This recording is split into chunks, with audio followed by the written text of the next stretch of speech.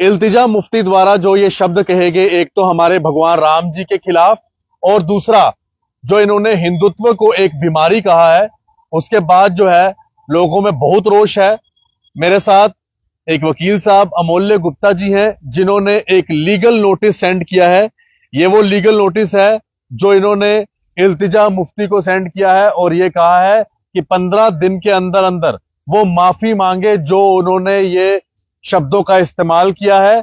और ये legal notice के अंदर और क्या क्या है वो मैं अमूल्य जी से ही बात करूंगा, क्योंकि जो शब्दों का उन्होंने इस्तेमाल किया है उससे बड़ी ठेस पहुंची है हिंदू समाज को, बड़ी ठेस पहुंची है सभी सनातनियों को।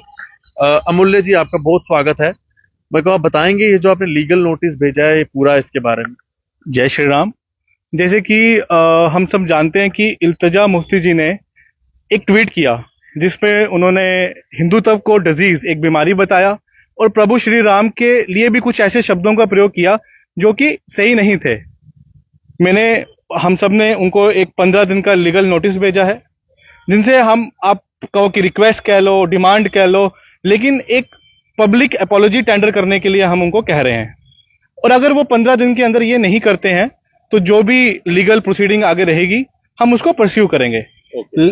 लेकिन उनके शब्दों से सिर्फ हिंदू समाज नहीं, भारत को ठेस पहुंची है, क्योंकि हिंदुत्व भारत की आत्मा है। मेरे मन में कुछ सवाल हैं, कुछ क्वेश्चन है जो मैं उनसे पूछना चाहता हूं, और शायद ये पूरे हिंदू समाज के, पूरे भारत के, जम्मू कश्मीर के लोगों के ये प्रश्न है। हम सब जानते हैं कि बांग्लादेश में क्या हो रहा है, किस प्रकार से वहां मिनॉरिटीज के साथ, हिंदू धर्म के लोगों के साथ गलत हो रहा है, कैसे वहां हमारी माताओं को, बहनों को फोर्सफुली रिलीजियस कन्वर्सेशन करवाई जा रही है। लेकिन इल्तिजा मुफ्ती जी ने नहीं बताया कि वहां कौन सी डिजीज है, वहां कौन सी बीमारी है, उसके ऊपर उन्होंने कोई स्टेटमेंट नहीं दी। अफगानिस्तान में किस प्रकार से सिख समाज के लोगों को ओवरनाइट वहां से भगाया गया, उसके ऊपर इल्तिजा मुफ्ती जी की स्टेटमेंट नहीं आई। उन्होंने नहीं बताया कि अफगानिस्तान में कौन सी बीमारी है। और हमें इतनी दूर जाने की जरूरत नहीं है, हम कश्मीर की बात करते हैं। कश्मीर में उनकी माता जी महबूबा मुफ्ती जी मुख्यमंत्री रही, उनके नाना जी मुख्यमंत्री रहे। और कश्मीर में क्या हुआ, कश्मीर के हिंदू समाज के साथ क्या हुआ, हमारे कश्मीरी पंडितों के साथ क्या हुआ, उसके ऊपर इल्तिजा मुफ्ती जी ने आज तक नहीं बोला। वहां कौन सी बीमारी थी ये नहीं बताया। और क्योंकि वहां उनकी पार्टी की सरकार रही, लंबे समय तक सरकार रही, तो उनको ये सोचना होगा कि ये बीमारी कहीं उनके घर पे तो नहीं है, ये बीमारी कहीं उनकी पार्टी पे तो नहीं है। ये उत्तर आज उनको भारत को देने होंगे, जम्मू कश्मीर को देने होंगे। आज वो एक छोटी सी वीडियो के ऊपर इतनी बड़ी स्टेटमेंट दे देते हैं। मुझे लगता है ये जो बीमारी है, ये बीमारी फ्रस्ट्रेशन है। फ्रस्ट्रेशन क्योंकि आज पीडीपी के पास सीटें नहीं है, आज पीडीपी असेंबली में नहीं है। और जब पीडीपी असेंबली में नहीं है तो मुझे लगता है कि उनको यही रास्ता दिख रहा है कि मैं ऐसी स्टेटमेंट्स दूंगी तो शायद हमारा कोई बेस बने, किसी एक पर्टिकुलर सेक्शन ऑफ सोसाइटी को अपीज करूंगी तो शायद हमारा कोई बेस बने। लेकिन मुझे लगता है कि इस बीमारी से उनका बेस नहीं बनेगा, उनको इस फ्रस्ट्रेशन की बीमारी से बाहर आना चाहिए। I feel pity on her, अगर वो इसको यूज करके अपनी पॉलिटिक्स को आगे ले जाना चाहती हैं। She is a young lady, वो और भी अच्छे इश्यूज को उठा के अपने पॉलिटिक्स को आगे ले जा सकती हैं। लेकिन अगर वो यही इश्यूज उठाना चाहती हैं तो I feel pity on her. उसके बाद एक हिंदुत्व के बारे में मैं कुछ बात रखना चाहूंगा। उन्होंने हिंदुत्व के बारे में बोला, हिंदुत्व भारत की आत्मा है, जैसे कि मैंने बताया। हिंदुत्व को मानने वाले लोग वो लोग हैं जो सर्वे भवन्तु सुखिनः, सर्वे सन्तु निरामया, सर्वे भद्राणि पश्यन्तु मां काशीच दुख भाग भवेत् को मानते हैं। हम वो लोग हैं जो ये मानते हैं कि वर्ल्ड इज वन फैमिली, विश्व कुटुंबकम की हम बात करते हैं।